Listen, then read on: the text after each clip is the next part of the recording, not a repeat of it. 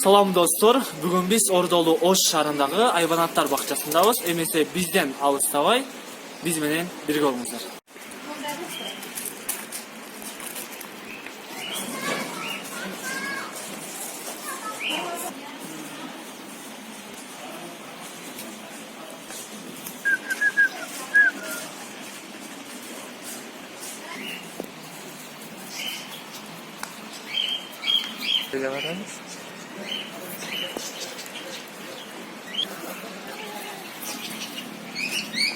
Bak, o da son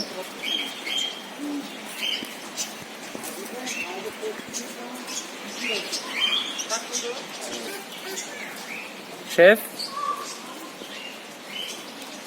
Elbette bu çocuk bu. Biz kaldan öyle gidelim.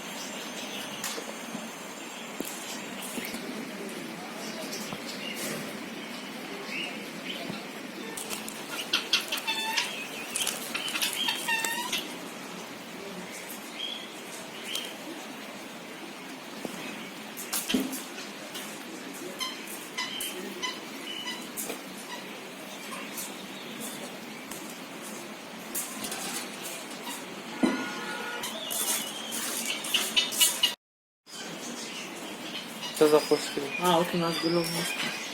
Что такое?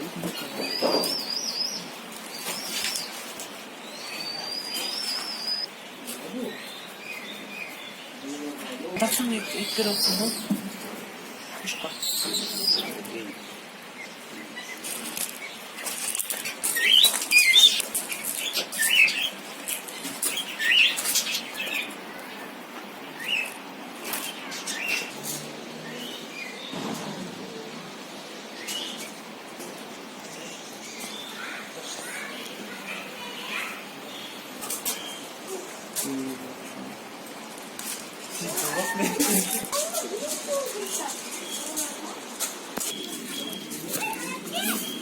İyi bak işte, kaçırsa.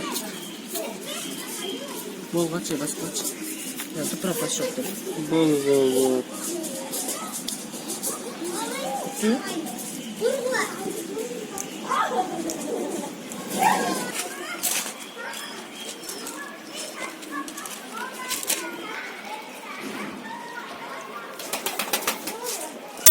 Бүгін бұл жерге келіп, аябай көңілімізді аштық.